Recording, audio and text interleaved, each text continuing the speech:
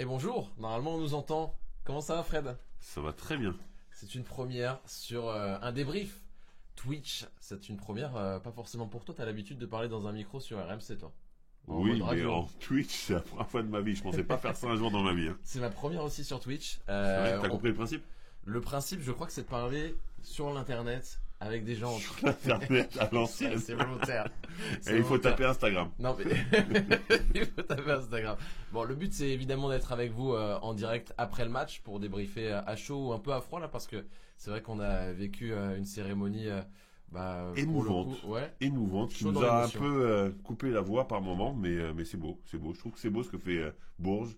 Vraiment, on peut les remercier pour ça. Ouais, on va pouvoir. D'ailleurs, moi j'ai une petite roue normalement pour lancer des petits sujets. Si j'appuie sur la roue, ça se lance ou ça se lance pas. Mais en tout cas, j'ai des possibilités de revenir aussi sur des highlights. Vous nous rejoignez sur Sport en France pour la deuxième mi-temps. Ravi de vous retrouver pour revenir d'abord cette deuxième mi-temps en direct du Prado entre Bourges ce et Basketland. C'est la première journée sur Sport en France.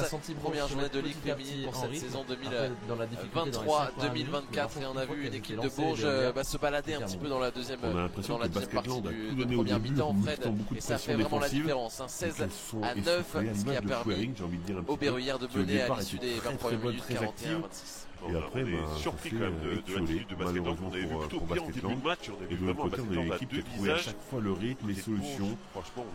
Et puis il y a des joueuses qui ballon à l'intérieur, ballon à l'extérieur. Alors qu'on salue, tiens, il y a Hello qui vient de nous voir. Sache que tu es la première personne. L'histoire s'en souviendra de ce. Il aura fallu peut-être les 5 premières minutes pour se caler, pour se calibrer pour les Berruyères. Et puis après, c'était complètement lancé avec notamment une Nachiche Kaité qui nous plaît beaucoup.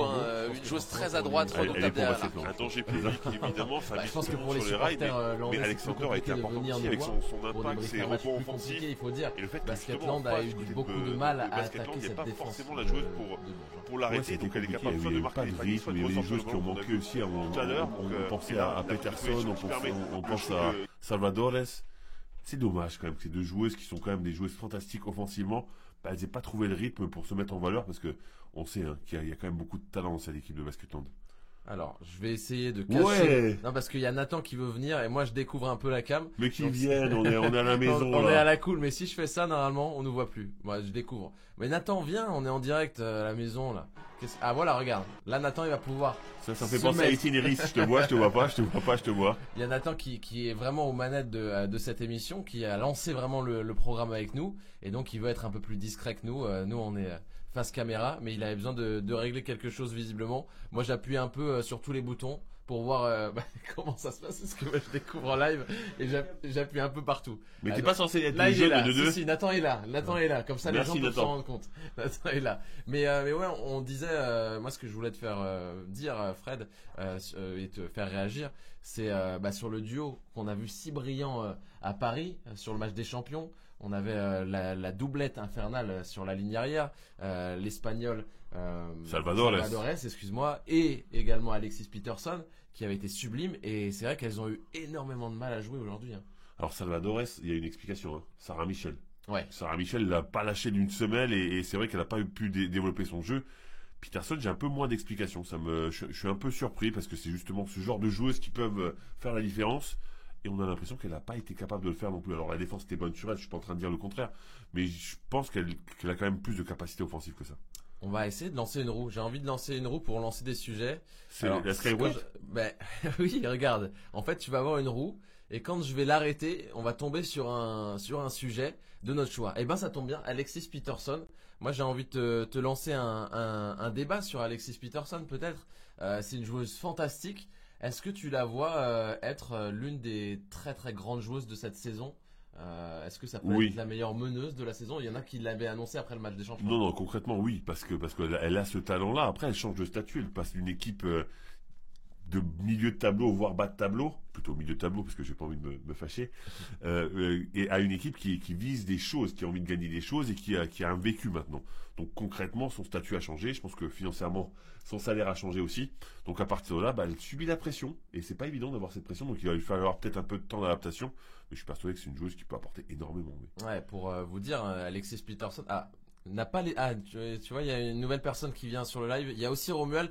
Il faut vraiment saluer tout le monde. C'est important d'être. Bon, en même temps, il y a 4 personnes, donc c'est quand même vachement plus simple. C'est ce qui s'appelle un début, frère. Oui, mais bien sûr. Moi, je suis pas en train de critiquer. Au contraire, on va saluer tout le monde. Mais c'est l'occasion d'être poli sur le premier parce que c'est le premier et on a envie parce que la prochaine fois, on s'en foutra complètement des gens qui arrivent, c'est ça? Okay. Oui, et puis il y aura tellement de monde qui n'aura rien. Ouais, c'est ça. Oui, enfin, il y a encore des nouveaux. C'est bon. On est 4 212 000. Non, à la primeur des nouveaux, voilà, on les salue. Il y a Oni et Romuald qui nous a rejoint. Romuald salue. Et il y a Oni qui nous dit Alexis Peterson n'a pas l'esprit de Basketland. Alors ça, c'est vraiment intéressant le débat là. Moi, je suis pas trop d'accord avec ça. Mais alors, dis-moi, si sur le papier, on peut avoir cette impression-là, parce que Basketland, c'est des valeurs, c'est de la dureté, c'est du travail collectif, et c'est vrai que Peterson, c'est une star. Ouais. Donc concrètement, je peux comprendre cette façon de penser.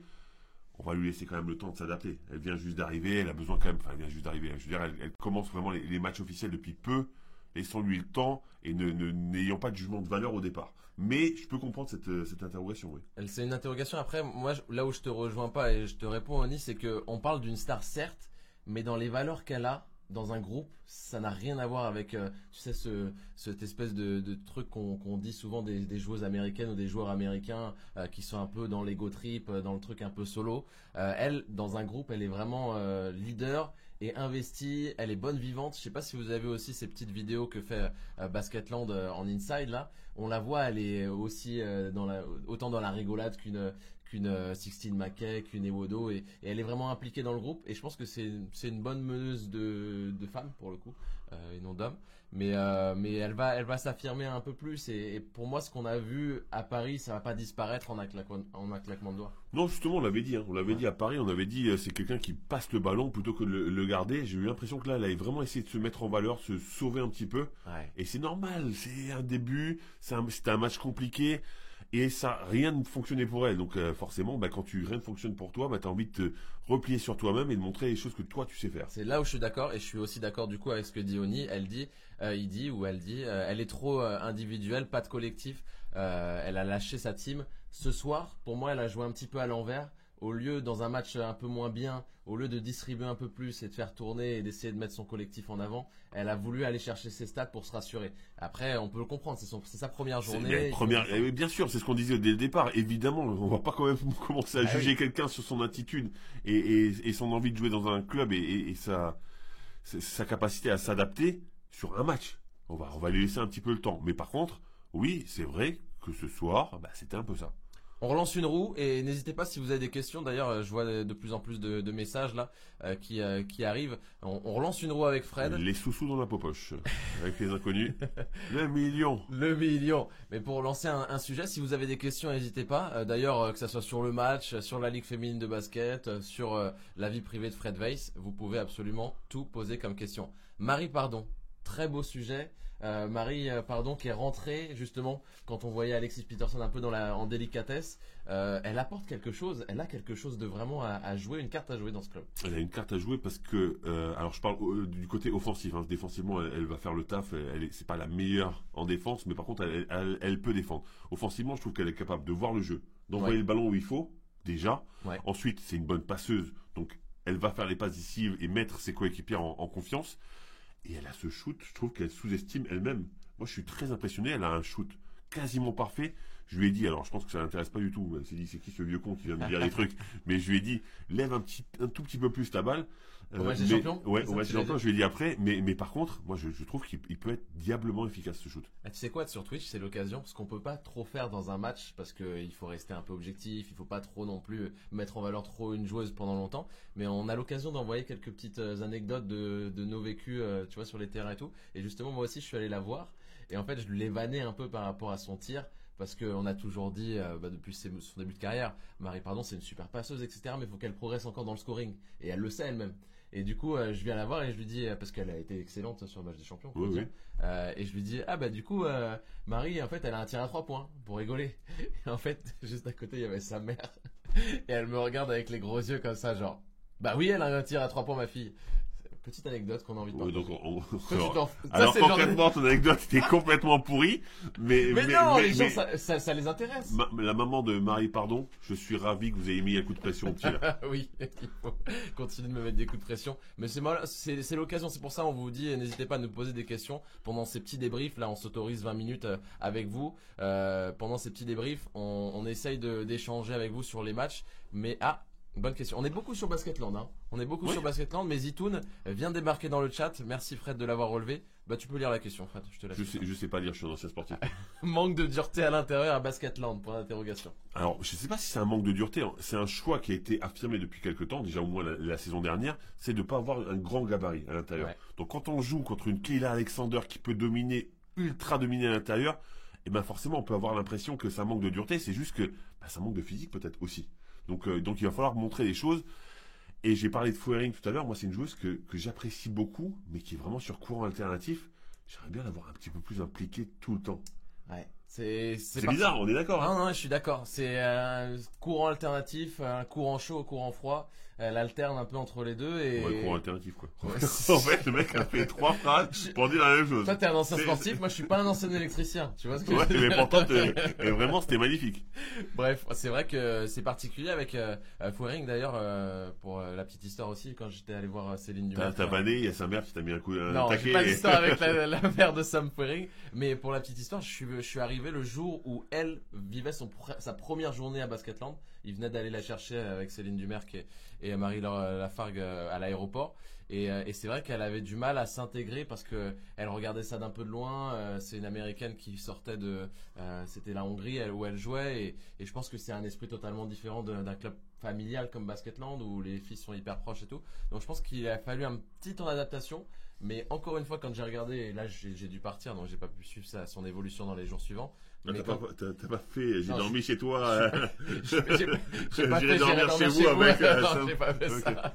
J'ai pas fait ça chez les Landaises. Mais en tout cas, on a vu après dans les clips et même au match des champions qu'elle était plutôt intégrée dans le groupe et qu'elle était à son aise dans cet esprit-là du club. Moi, c'est ce qui me fait peur. Tu sais, tu peux arriver dans un club comme ça et ne pas être du tout à l'aise avec l'organisation. Honnêtement, je pense que c'est dur de pas être à l'aise avec l'organisation de Basketland, mais il faut quand même se rappeler qu'il y a 80% de cette équipe qui est renouvelée. Hein. Ouais. Donc il faut se trouver, il faut que tout le monde se connaisse, apprenne à se connaître.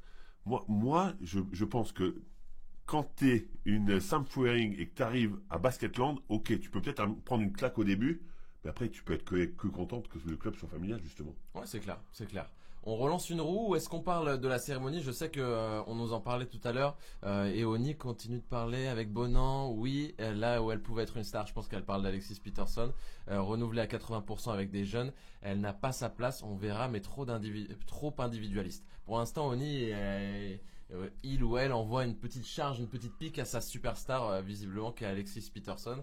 Je pense qu'elle laisse le temps, il ou elle. On sait pas Oni, on sait pas, c'est du miel. Oni soit qui mal y pense. Donc j'ai envie de dire laisse-lui le temps. Tu pourras jouer dans 2-3 matchs. Je peux comprendre qu'on soit pressé, on est toujours pressé un petit peu dans le sport professionnel. Ouais. Et respirons un petit coup, oui. Basketland a pris une claque aujourd'hui, mais ça veut pas dire que la semaine prochaine elles en prendront une. On relance une petite roue et après on parle de la cérémonie. Si vous avez des questions une nouvelle fois pour Fred ou pour moi ou pour les gens, pour Nathan s'il veut venir parler un petit peu, causer, je crois qu'il y a Lucien aussi qui est pas trop loin. N'hésitez pas. Moi j'ai une question pour Lucien. Pourquoi ses parents lui ont donné un prénom de vieux comme ça? pour être tendance auprès des vieux. Ouais, c'est ça. Tendance auprès des vieux, Lucien. Qu'on retrouvera aux commentaires d'ailleurs la semaine prochaine avec Fred sur un nouveau match de Ligue féminine la semaine prochaine. Je ne sais plus la fiche d'ailleurs, je vous trouve ça dans quelques instants. Je lance une roue en attendant et je peux vous dire alors Nathan me dit est-ce que tu peux envoyer le clip avec la cérémonie? Bah c'est bête, je viens de lancer une roue sur Timapouille. Est-ce qu'on parlerait pas d'abord de Timapouille? On parle rapidement de Timapouille. Bah oui, c'est important. Timapouille, on le sait, hein, c'est quelqu'un qui offensivement peut apporter plein de choses, peut faire plein de choses.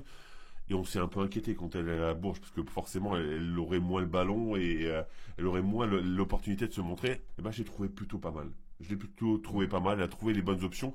Après ça aide aussi. Hein. Le jeu de Lafargue, c'est un jeu léché où le ballon circule bien et donc quand on est quelqu'un qui est capable de finir comme Timapouille, eh ben on peut marquer des points et je pense qu'elle peut être très très intéressante. Ouais, c'est une super joueuse et elle va essayer de passer à un nouveau cap hein, parce que quand tu arrives à Bourges, tu peux prendre aussi un petit coup derrière la tête. Hein, ouais, c'est ça. C'est pas un club facile. Hein. Bah, en fait, c'est pas que c'est pas un club facile, c'est qu'il y a de la vraie pression, il y a du vécu. Ouais. On l'a vu, on parle de la cérémonie, on l'a vu, il y a des titres.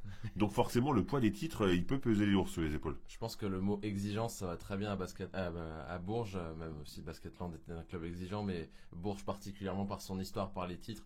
Si typiquement, on l'a vu l'année dernière, hein, elles l'ont dit, Olivier Lafargue l'a dit, l'année dernière c'est quasiment une saison d'échec parce qu'il n'y a pas de titre. Mais quand il n'y a pas de titre, à Bourges, c'est un échec. Oui, donc, mais il a complètement raison. On regarde peut-être la cérémonie. Nathan veut tenter un truc, donc je vais cliquer sur ça. Alors, c'est pas celui-là, Nathan. Je vais aller sur l'autre, le 3. Va falloir que tu me dises lequel est le bon. Nathan, viens me voir si tu veux. Moi, je sais plus quel clip tu avais voulu lancer sur le... Est-ce qu'il me l'a mis sur le... Non, je sais pas. Je t'avoue que j'en ai aucune idée de... Vous avez vu, il maîtrise vraiment Twitch. C'est l'expert. Attends, je découvre ce qu'est un... Je sais pas si on voit ce qu'est un Stream Deck. Pour ceux qui connaissent, c'est un petit boîtier où on peut envoyer tout ce qui passe à l'écran. Moi, je découvre ça en même temps. Là, c'est vraiment génial ce que vous envoyez. Hein. Une photo figée avec en carré 2 ploucs qui parlent. Nathan, si tu veux me dire quel clip correspond à la cérémonie, c'est vrai qu'on aurait aimé parler de ça avec vous, cette cérémonie qui a il arrive. Il arrive. Nathan, viens nous voir. C'est cool. Normalement, c'est le 2. C'est le clip numéro 2. J'ai cliqué sur le clip numéro 2. Ça m'a rien donné. Alors, on va faire le clip numéro 2. On va faire plus simple. On dirait je suis le vieux débile, tu sais. Il y a Nathan. Le numéro 33 et le numéro 9 pour l'éternité au Prado.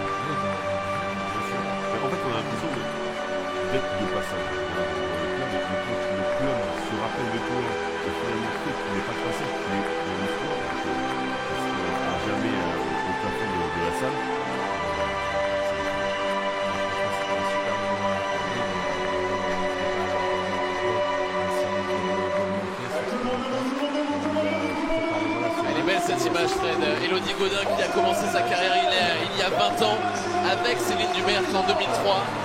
Elles sont ensemble honorées.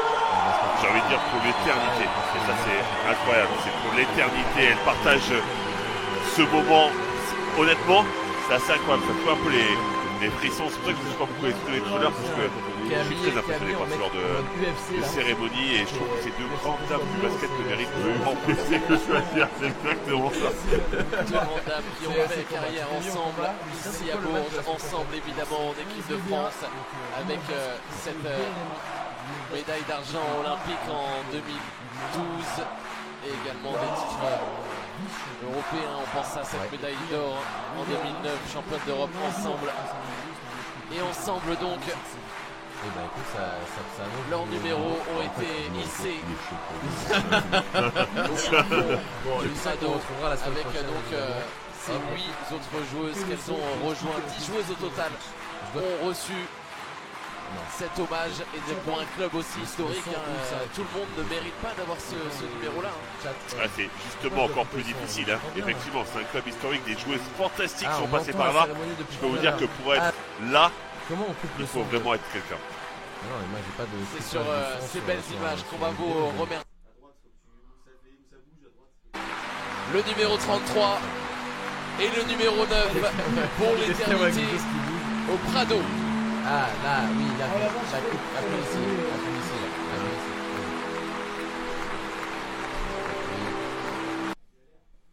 Et là, normalement, ça a coupé. Là, c'est bon, normalement. Là, normalement, c'est bon. On nous entend que nous. Et effectivement, depuis tout à l'heure, on entendait le... Écoute. Donc, depuis tout à l'heure, on n'entend rien, en fait. Moi, je pense que... Mais c'est là que t'es le meilleur. Quand on t'entend pas, franchement, quand on te voit physiquement, t'es beau. Mais quand tu parles, vraiment, tu perds. La semaine prochaine, Villeneuve-d'Ascq. Alors, on redit pour ceux qui ne sont pas au courant. La semaine prochaine, il y a un match. Donc, dimanche prochain, même horaire. 15h15. 15h15. Donc soyez là à 15h10 pour écouter Lucien vous présenter ce match palpitant. Avec Fred. Qui est toujours super heureux de commenter ce match avec moi, Fred. Alors, on va saluer, merci Lucien d'être passé en tout cas, oui, qui est prêt au combat là visiblement. On va saluer Med qui nous pose une question sur le recrutement plus globalement de l'effectif de Bourges Basket, du Tango Bourges Basket. Ben, on l'a dit que c'est plutôt très cohérent, on était très content de voir du shoot à 3 points. Ouais. Parce que Nashikaite, franchement, c'est quand même assez exceptionnel au niveau de l'adresse, mais aussi parce que c'est bien amené, parce qu'il y a des joueuses qui sont capables de l'amener. Et Spanou nous a bien plu aussi parce que elle est capable d'apporter un peu, alors c'est pas Yoli Godin, hein, mais elle peut apporter un petit peu cette dureté et cet engagement physique qu'apportait Yoli Godin. Donc moi, c'est les principales hein, pour moi. Je mettrais un petit point d'interrogation. Et Timapouille, bien sûr, on va parler sur Timapouille, ouais. Je mettrais quand même un petit point d'interrogation sur le poste de meneuse de jeu. Évidemment, Alix Duchet et Pauline Assier sont capables, mais attention aux blessures. Vraiment, je suis assez inquiet parce qu'on a 2 meneuses de talent, de très haut niveau. Françaises en plus, et ça fait plaisir de voir que Bourges fait confiance à 2 joueuses françaises sur le poste le plus stratégique.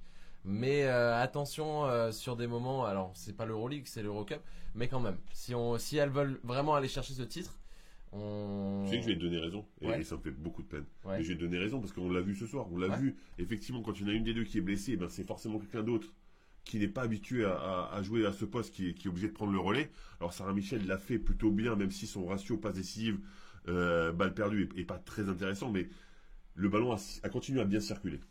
Clairement. Mais c'est vrai que quand t'as pas de meneuse de métier sur le terrain, ça ralentit un petit peu le jeu, c'est un peu moins fluide, et dans des matchs plus âpres, ça peut être compliqué. Mais en tout cas, sur la politique de mettre Pauline Astier et Alix Duchet sur cette concurrence en face à face, c'est génial. On valide, évidemment qu'on valide, et ça peut donner quelque chose de très bien. Voilà, je suis d'accord avec toi, les blessures, ça fait partie du jeu, mais c'est vrai que ça peut être plus inquiétant, forcément. Allez, une petite dernière roue, et après on va conclure là-dessus. Si vous avez une dernière question, ou alors on répond comme tu veux, Fred, une roue, ou tu réponds à On fait les deux, et on fait les deux. Allez, on finit rapidement. Timapouille, on l'a déjà vu. On a déjà donc donné notre sensation. La roue aime Timapouille. Visiblement, ça fait 2 fois que Timapouille apparaît. Allez, Timapouille. J'aime bien en tout cas cette ambiance Twitch avec toi là. Ah bon? Il y a du potentiel. Moi, j'aime pas du tout. Ok, Kendra Chéri. Kendra Chéri. Kendra Chéri qui a montré de belles choses, mais qui doit encore trouver de la régularité dans son jeu, Fred. Oui, mais moi, ce qui m'a plu avec Kendra Chéri, c'est la fin de match. La fin de match, on a vu qu'elle continue à se battre, à être importante, à prendre des rebonds, à pas lâcher l'affaire. Et ça, c'est important. Alors évidemment, on aimerait voir Kendra Chéri capable de shooter à 3 points, parce que ça serait une corde de plus à son arc. Mais dans l'intensité, la fin de match doit être sa normalité. C'est-à-dire qu'elle doit jouer tout le temps comme ça, parce qu'elle doit toujours se lâcher, aller chercher les ballons, parce qu'elle a le potentiel, on l'a vu, et qu'on aime bien en fait, Kendra Chéri. Oui. J'ai l'impression que les gens pensent que je m'appelle Nico avec un K ou Nikos, je sais pas. Il y a Fred et Nico. Moi, c'est Lucas. Les amis, si vous voulez. C'est pas toi, Nikos? Non, c'est pas moi. The Voice. Il est grec aussi, hein. Oui. Oni qui réagit par rapport à Pouille. Sa cour, elle est très offensive. Et il y a encore un souci au niveau de l'affichage. Il faudra qu'on le règle un moment. Mais l'affichage, on le voit jamais. Sur le dernier commentaire, en tout cas, je peux pas lire la dernière ligne. Tu sais pas faire. Non, j'ai essayé, je te jure, depuis tout à l'heure. J'essaye de descendre. Mais voilà, t'as réussi. Tu vois, je suis au max. Ah ouais, t'es au max. Je suis au max. Sur la dernière question, et on va conclure sur ça. Il y en avait une. Fred, que penses-tu du retour de Philippe dans la raquette de Bourges avec Alexander? Moi je trouve que c'est plutôt intéressant. Alors Alexander va jouer beaucoup, hein, clairement, parce que c'est une joueuse qui est dominante et c'est bien. Anna-Maria Philippe, elle connaît bien l'endroit. On sait ce qu'elle va t'apporter. Elle va t'apporter de la dureté. Alors oui, elle va pas te marquer 25 points, mais elle sera dans la dureté. Elle connaît les lieux, et ça c'est très important, que j'ai déjà dit. Donc non, moi je pense que c'est plutôt un bon apport. Si tu t'attends à ce que Anna-Maria Philippe te mette 20 points de dire bon, c'est que tu n'as pas compris qui était Anna-Maria Philippe, mais elle peut t'apporter des choses hyper intéressantes dans un collectif. Ouais, et puis elle doit reprendre du rythme aussi. On sait qu'elle travaille énormément depuis sa grossesse et son accouchement. Elle a eu un heureux événement il n'y a pas si longtemps. Et donc elle a son job de maman, son retour à la compétition de haut niveau. Petit à petit, il va falloir rééquilibrer ça tranquillement. Oui, mais dans un contexte favorable. Je disais, comme elle connaît déjà les lieux, c'est quand même plus facile de s'adapter. On sait ce qu'on peut attendre d'elle. On sait aussi que c'est une travailleuse et qu'elle va justement revenir petit à petit. Ouais. Moi, je trouve ça pas mal.